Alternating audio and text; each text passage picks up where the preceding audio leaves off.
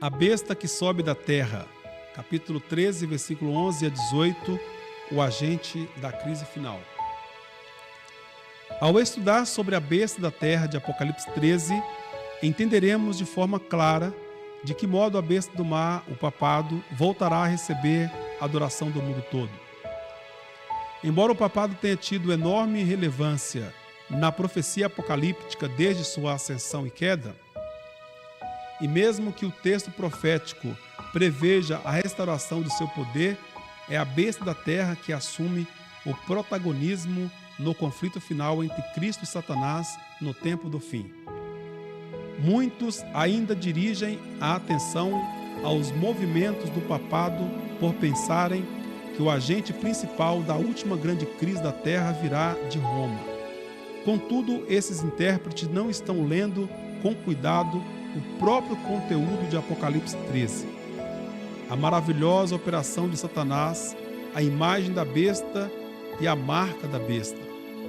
Expressões que se referem ao conflito final entre a Igreja de Deus, a besta e sua imagem, se encontram na seção referente à besta da terra de Apocalipse 13 e não na descrição da besta do mar.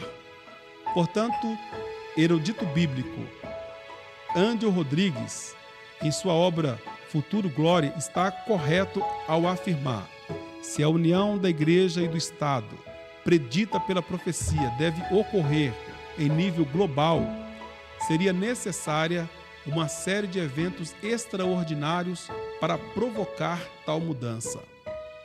Mas a profecia indica que a transformação ocorrerá e que a besta da terra, Apocalipse 13, versículo 11 a 18, desempenhará um papel significativo na produção de uma mudança radical no pensamento das nações, que levará ao último confronto entre Deus e as forças malignas.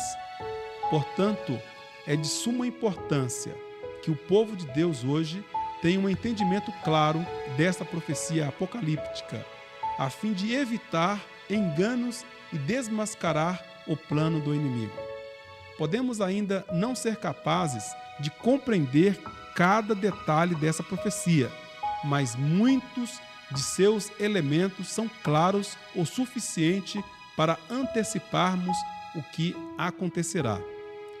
Marvin Murray, no seu livro Apocalipse 13, afirma que as evidências fornecidas pelas Escrituras nos autorizam a chegar à conclusão de que a besta que sobe da terra representa os Estados Unidos da América.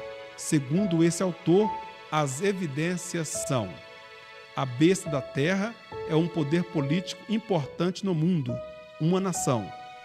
Isso é evidente pelo próprio fato de usar o termo besta para identificá-la. Em profecia bíblica, entendemos que besta, animal, representa um reino, uma nação, um poder político.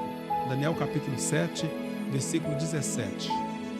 Tem autoridade global, é uma superpotência global. Observe os seguintes versículos.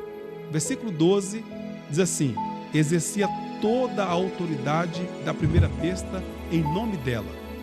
Continua: fazia a terra os seus habitantes adorarem a primeira besta. Versículo 14: ela enganou os habitantes da terra, ordenou-lhes que fizessem uma imagem em honra da besta. Essas passagens bíblicas dizem que essa nação leva toda a terra a adorar a besta.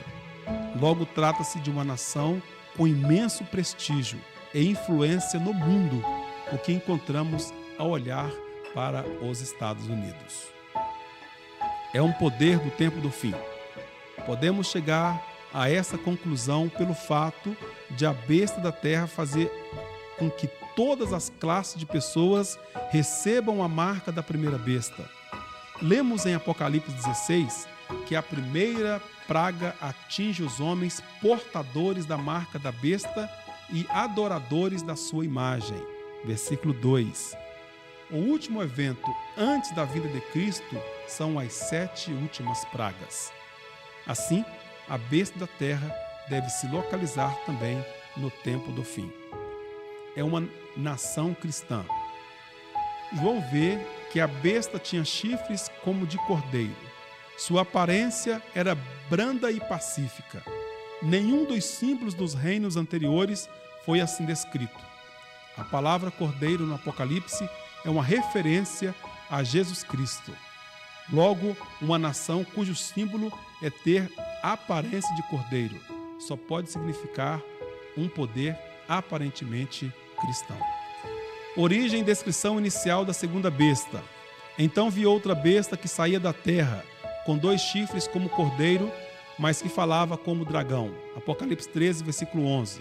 Sai da terra. Após delinear toda a atuação da besta do mar, papado, ao longo da história e do último conflito, o profeta agora vê um segundo agente como instrumento do dragão na crise final. Nunca é demais destacar que se trata também de uma besta na profecia, ou seja, estamos diante de uma nação, um poder político que o inimigo usará para combater o povo de Deus. O texto bíblico diz que essa besta, em contraste com a primeira, sai da terra. Temos 2 informações importantes aqui. Primeira, o verbo grego traduzido por saia, anabaíno, significa, entre outras coisas, crescer, ascender ou brotar como uma planta. Portanto, conclui-se que tal poder ainda estava no seu processo de ascensão no cenário mundial. Segunda, o autor bíblico afirma que essa nação emergiu da terra, isso é, de uma região comparativamente muito menos povoada do que a Europa, velho mundo. Em vez de subverter outras potências para estabelecer-se, a nação assim representada deve surgir em território anteriormente desocupado, crescendo gradual e pacificamente. Não poderia, pois, surgir entre as nacionalidades populosas e agitadas do velho mundo, esse mar turbulento de povos e multidões e nações e línguas. Chifres de cordeiro. A palavra cordeiro aparece 31 vezes no Apocalipse. A única exceção em que ela não se refere ao Salvador é justamente o versículo que estamos estudando. Em todos os outros casos, a aplicação é a Jesus Cristo. Como já dito, essa característica nos revela que essa nação é aparentemente cristã. Já os 2 chifres representam juventude, inocência e brandura, o que apropriadamente representa o caráter dos Estados Unidos quando apresentados ao profeta como estando a subir em 1798. Essa índole pacífica se apressou em 2 características notáveis do sistema de governo norte-americano: a liberdade civil e religiosa, ambas garantidas pela Constituição dos Estados Unidos. A liberdade civil encontrou sua expressão na forma republicana de governo e a liberdade religiosa no protestantismo.